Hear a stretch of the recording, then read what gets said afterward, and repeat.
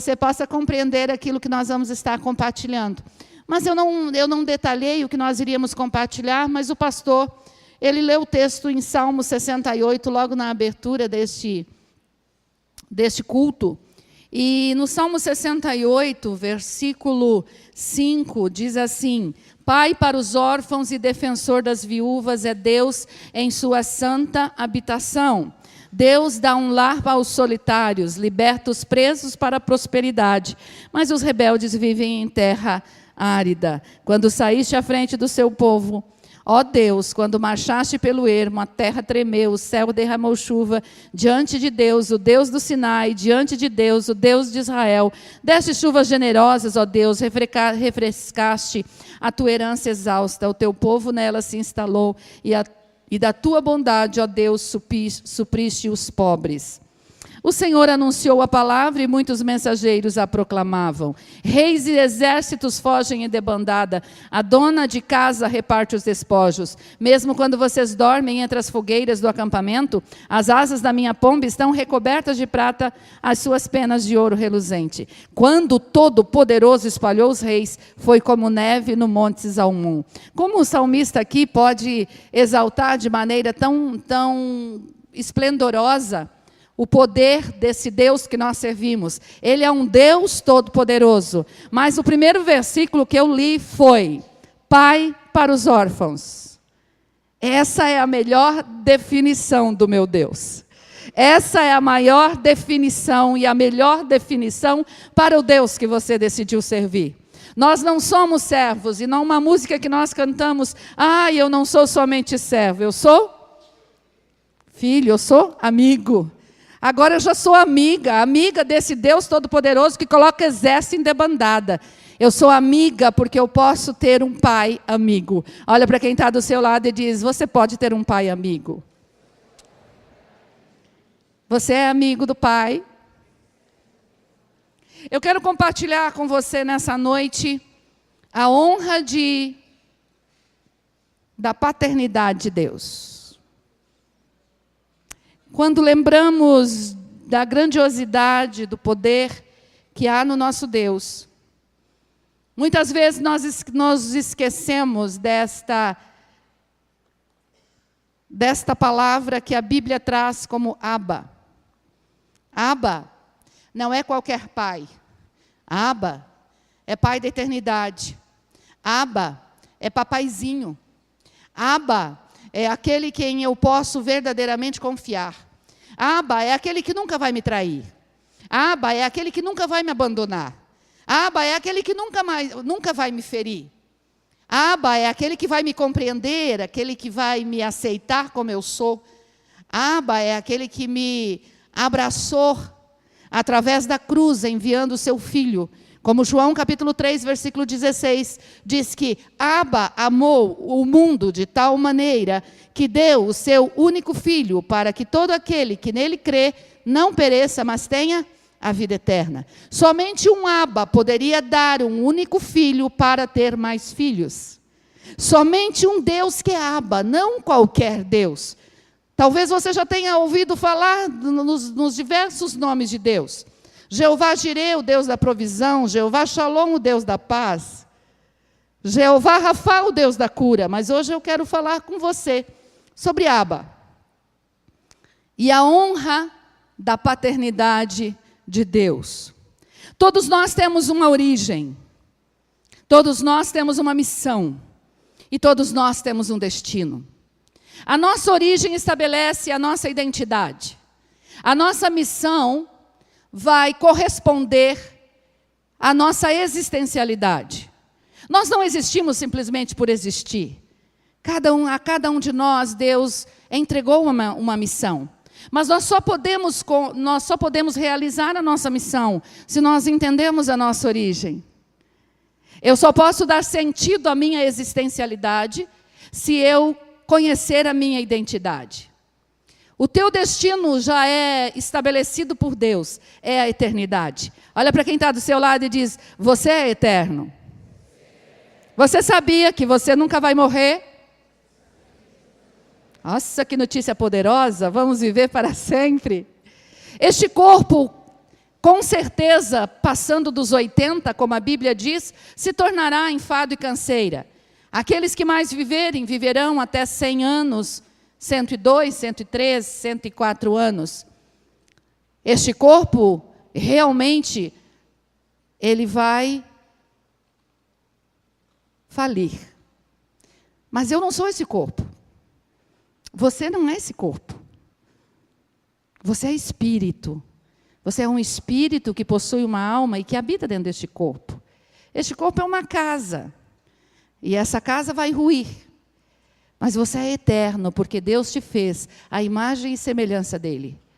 E a imagem e semelhança não tem a ver com a cor do seu cabelo, não tem a ver com a cor dos seus olhos e nem tampouco com o seu sexo. Porque existem algumas pessoas que estão querendo saber se Deus é homem ou se Deus é mulher. Se sou imagem e semelhança, então eu quero saber se Deus é homem ou Deus é mulher. Mas imagem e semelhança está falando a respeito da eternidade, você é eterno, e a respeito do caráter dele. Ele te fez perfeito como ele é. Mas o pecado deturpou a imagem e semelhança de Deus na minha vida e na sua vida. E a Bíblia diz que todos pecaram e destituídos estão da glória de Deus. E a palavra glória aqui significa a imagem de Deus. Então o pecado tira da nossa vida a imagem de Deus. Mas você é eterno, então você tem uma identidade, você tem uma existencialidade para tornar essa sua existência verdadeiramente uma marca na geração em que você está vivendo, mas você tem uma eternidade para viver em Deus. A família na qual nascemos, ela é determinante para o nosso destino. Você tem um DNA biológico, você nasceu em uma casa paterna. Todos aqui são filhos de pai e mãe? É? Tem alguém aqui que não é filho de pai e mãe? Talvez você faça parte dos 40% dos brasileiros, alguém que esteja nessa noite, faça parte dos 40% dos brasileiros que não tem nome de pai na certidão de nascimento. Mas isso não significa que você não teve um pai. Isso não significa que você não teve uma mãe. Pode ser que você não a conheça porque ela te abandonou, mas não significa que você não teve pai e mãe. Na família em que você nasceu, você recebeu um DNA.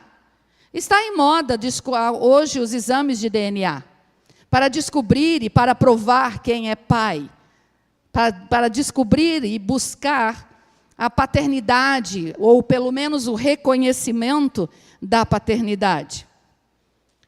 Tem muitos filhos que são órfãos de pais vivos, e têm lutado desesperadamente para encontrar um manto aonde possa se proteger, o manto da paternidade. Filhos que são órfãos de pais vivos são aqueles filhos aonde o pai se importa mais com o trabalho do que estar com o seu filho. Aonde o pai e mãe se importa mais em construir um império para deixar de herança do que reinar com o seu filho enquanto esse filho precisa, com a sua presença enquanto essa criança está crescendo. É normal nós encontrarmos pais e mães lutando pelos seus filhos. Mas também é muito normal vermos pais e mães lutando equivocadamente pelos seus filhos.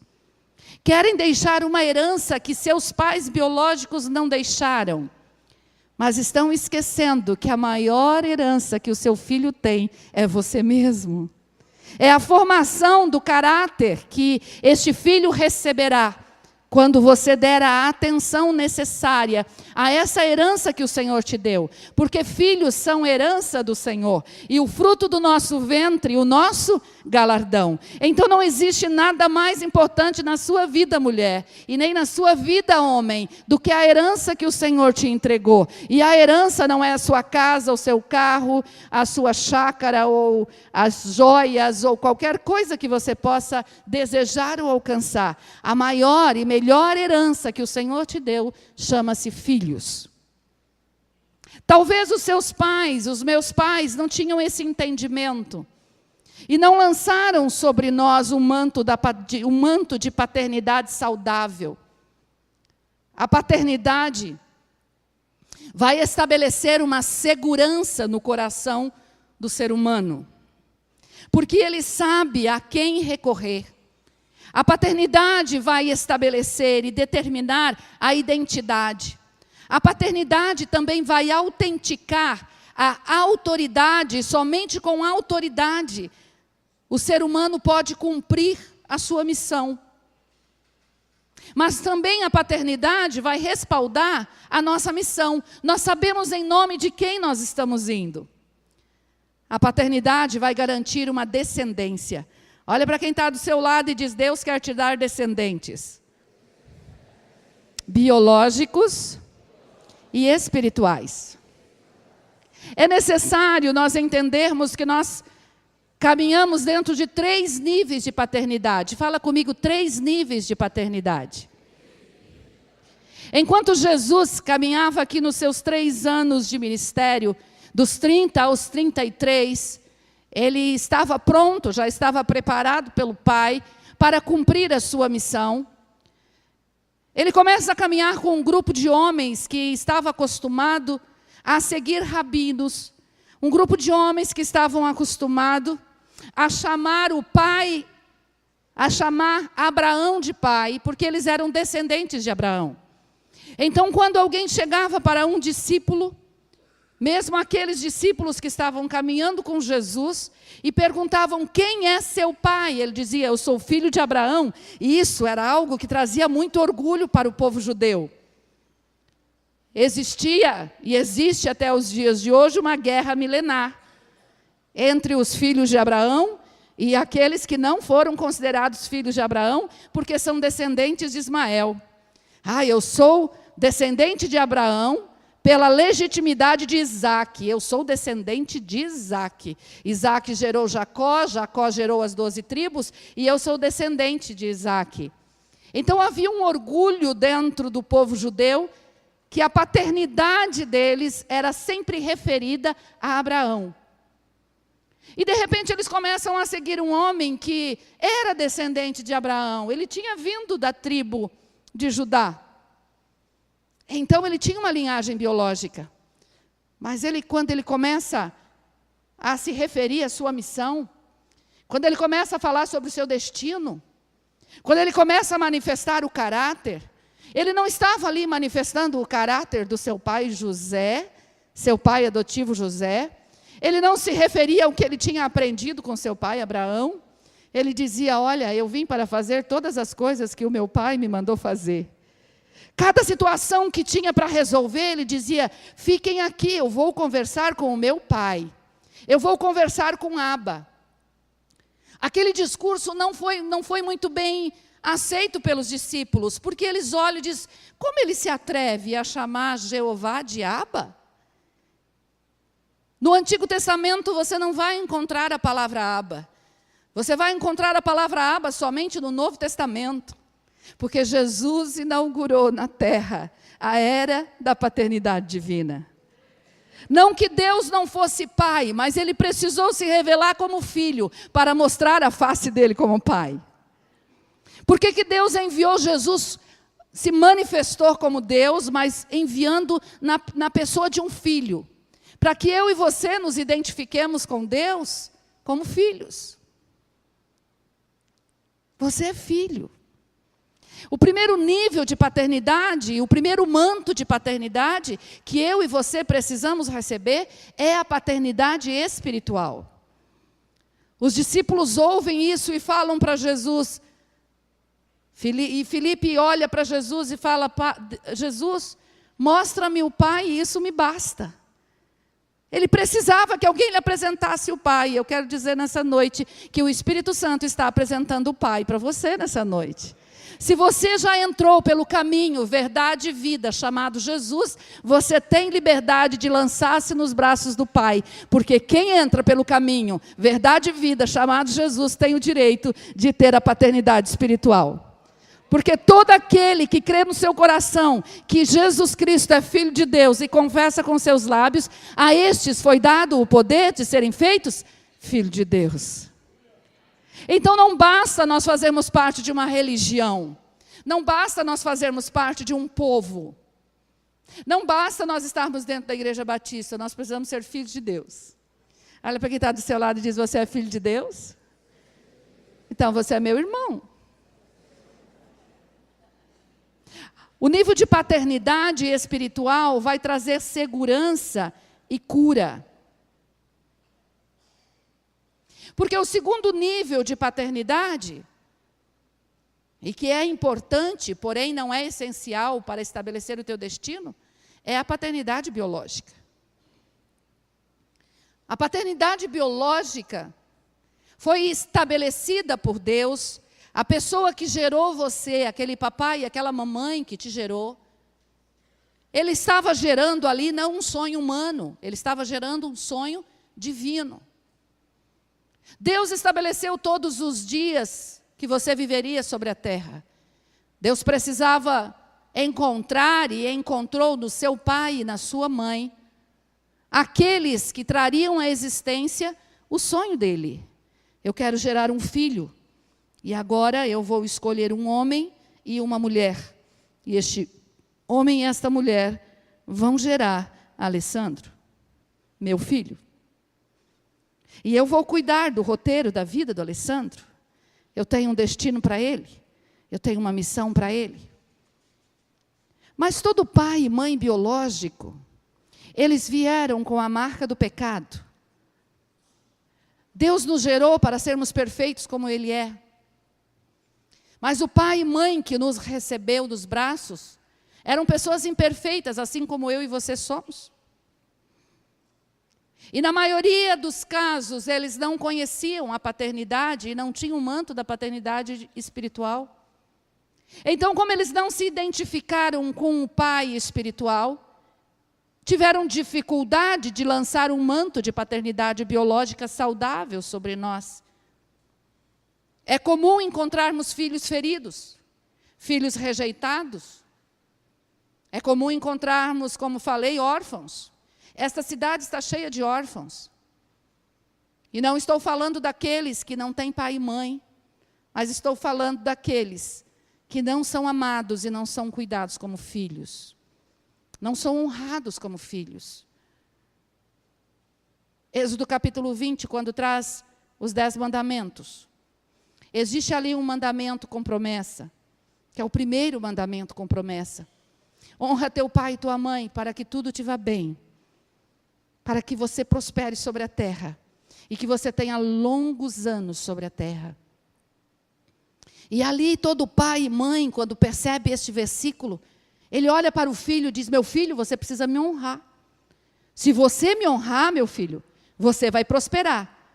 Quem são os adolescentes que concordam comigo? Que papai e mamãe sempre falam isso, ó, já tem 2 mãozinhas levantadas ali. Papai e mamãe desonra, me honra, porque se você me honrar, meu filho, você vai viver longos dias. Se você me desonrar, você está com um problema com Deus. E isso é verdade. Aquele que honra obedece, aquele que honra fala bem, aquele que honra se submete, aquele que honra respeita, aquele que honra escuta. Mas lá no Novo Testamento nós vamos encontrar uma orientação vinda de Paulo. Pais, não suscitais a ira de vossos filhos. Pais, não desonrem os seus filhos. Porque Deus não é um Deus que faz acepção. A honra não pode ser somente de baixo para cima. A honra começa de cima para baixo. Ele foi o primeiro a nos honrar, nos dando a herança. Quem é pai e mãe, levanta a mão aqui. Ele honrou você, te dando seus filhos.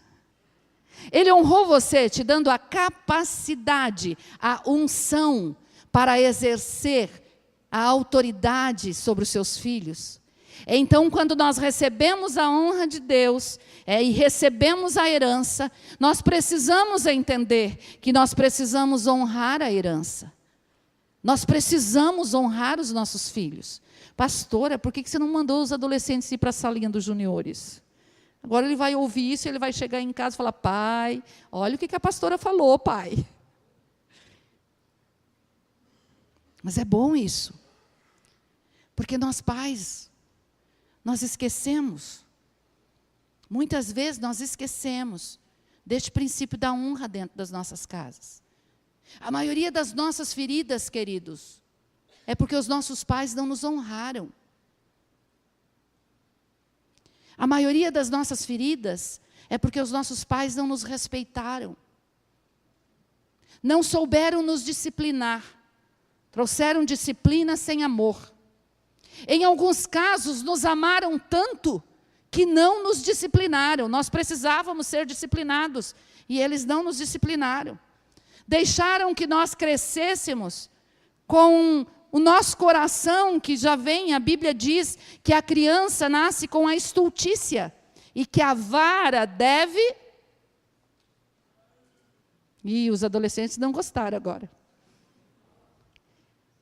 Porque a vara é que vai tirar a estultícia do coração da criança. Mas muitos dos nossos pais não se utilizaram da vara. Porém, muitos deles não sabiam como usar a vara e nos espancaram. Então, ao invés de manifestar uma disciplina com amor, veio uma violência sobre nós. Muitos de nossos pais não nos protegeram, não cuidaram de nós. Muitos dos nossos pais não trouxeram provisão para casa. Gastaram o dinheiro naquilo que não era pão. Gastavam o dinheiro nos jogos, gastavam o dinheiro nos vícios. Se embriagavam, chegavam em casa e se viam ainda no direito de estabelecer autoridade sobre a esposa e sobre os filhos. Muitas mulheres não cuidaram de nós como deveríamos ser cuidadas. Muitas mães não guardaram o nosso coração como filhas.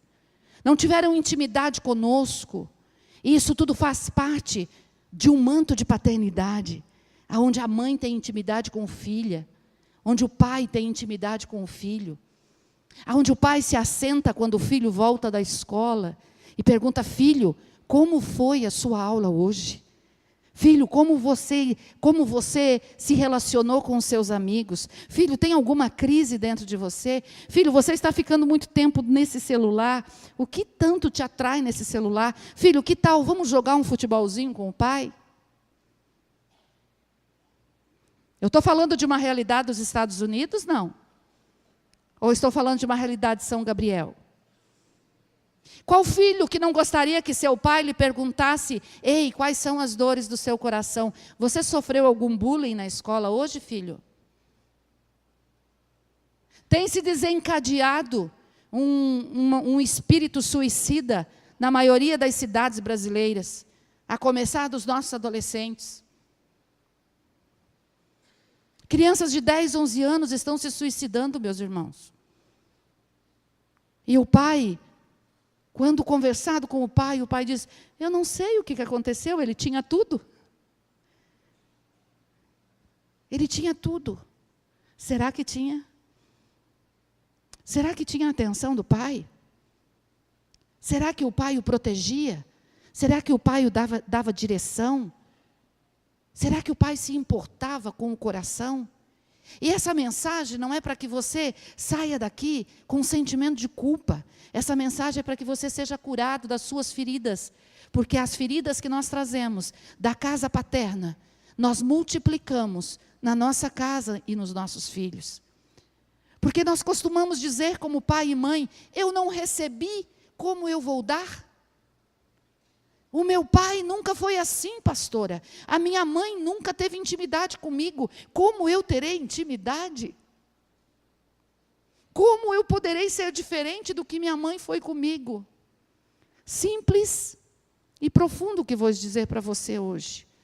Transicionando esta paternidade, este modelo de paternidade que é falida, para a paternidade perfeita, que é o Pai Celestial. Se você sabe que você é filho de Deus, e se você agora está sob o manto da paternidade divina, o seu modelo de paternidade não é mais papai e mamãe. O seu modelo de paternidade é aquele que deu o seu filho e que morreu em seu favor. Então você começa a se espelhar numa paternidade perfeita. Aquilo que meu pai e minha mãe não me deram, meu Pai Celestial me dará. Eu fui carente de pai e mãe, mas eu me lanço nos braços do Pai, e o Pai cura todas as minhas carências. O Pai derrama sobre mim o amor que cobre uma multidão de erros. Os meus erros já não são tão importantes e relevantes no meu relacionamento com o Pai, porque o meu Pai me ama de tal forma que o perdão dele é incondicional. E com este perdão incondicional, eu posso me relacionar com este Pai. Não o mesmo perdão que o teu pai te dava.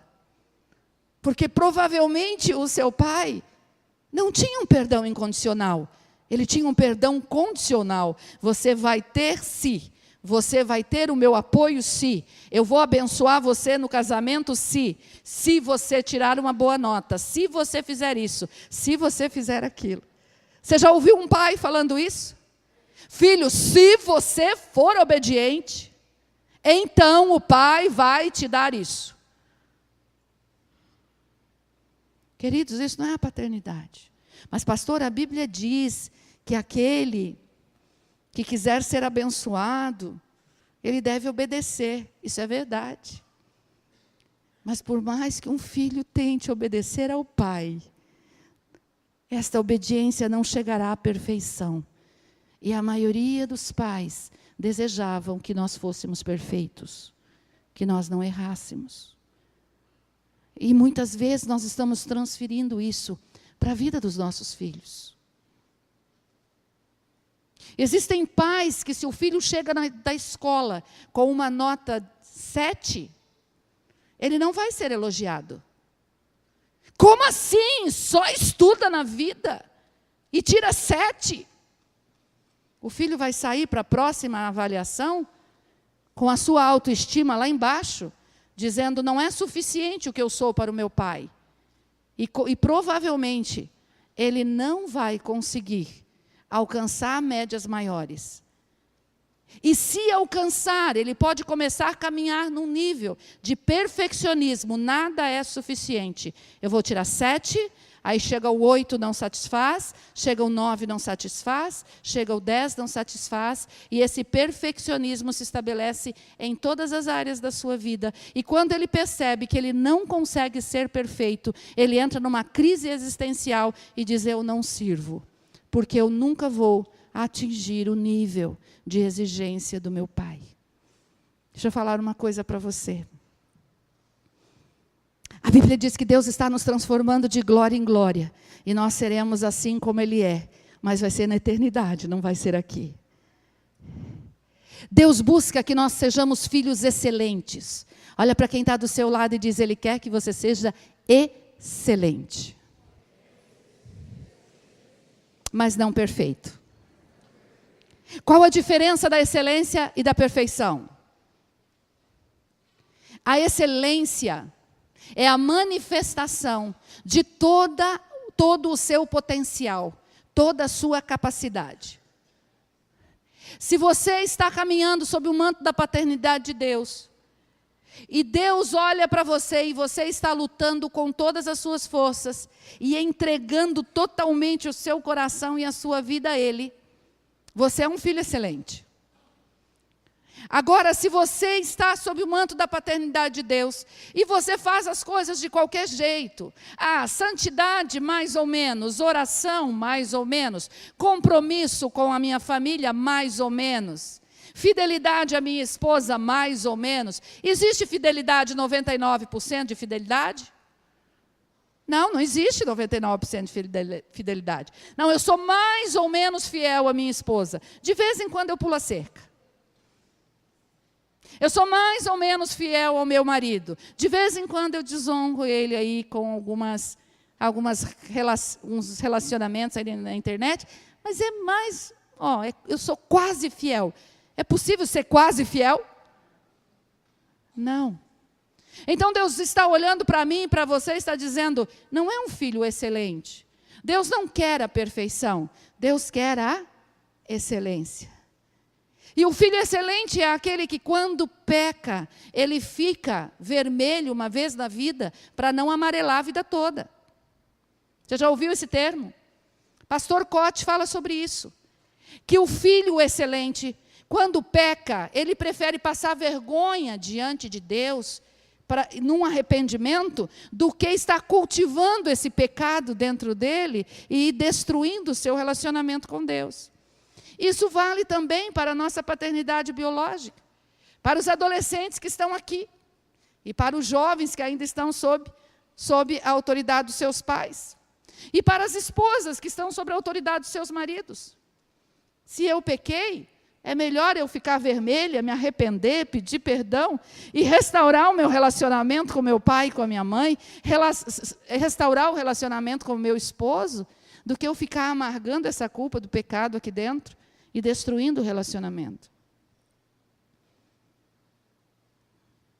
Mas será que são só os filhos que pecam contra os pais? Quando o filho peca, nós esperamos que ele venha pedir perdão. E quando nós erramos contra os nossos filhos? Pastora, se eu pedir perdão para o meu filho, aí sim, pastora, vou perder toda a minha autoridade. Não. Você vai crescer em autoridade quando você se humilhar. Porque Jesus, ele se humilhou até a morte. Por isso ele tem autoridade sobre a nossa vida. Pedir perdão, meu irmão, para o seu filho, talvez venha na contramão do que o seu pai fazia. Talvez seu pai nunca lhe pediu perdão, partiu para a eternidade sem nunca ter te pedido perdão. E aí o seu coração está amargurado, ressentido, sentindo tanto ódio do seu pai, que enquanto eu estou ministrando aqui, você nem queria, você está... Por respeito, você não se levantou daqui porque você queria ir embora já. Porque você não consegue ouvir a palavra pai. Por um pedido de perdão. Pela ausência de um pedido de perdão. Quando pecar contra os nossos filhos, nós precisamos nos arrepender. Precisamos chamar o filho para perto. Colocar o filho sobre o nosso colo. Falar, filho, quando for pequeno, mas também quando for grande também. Falar, filho, eu errei. Filho, eu gritei com você. Filho, eu te maltratei. Filho, eu passei do limite. Eu fui te disciplinar, filho, e eu passei do limite. Filho, o pai estava nervoso e chegou em casa e descarregou toda a ira em você. Filho, eu te desonrei quando eu briguei com a sua mãe. O filho vai começar a olhar para você como um homem falível, mas um pai humilde.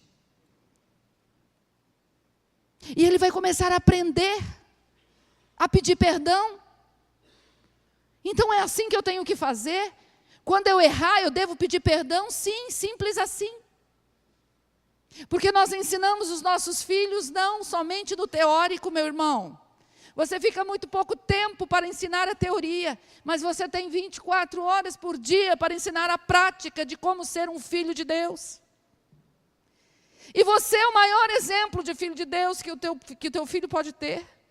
O pastor pode ser um grande referencial, o líder de célula pode ser um grande referencial, a líder do ministério pode ser um grande referencial, mas o maior referencial dos filhos sempre serão os pais. Ou nós deixamos marcas positivas nos nossos filhos, ou nós marcamos os nossos filhos para que a existencialidade deles seja comprometida, a missão seja comprometida.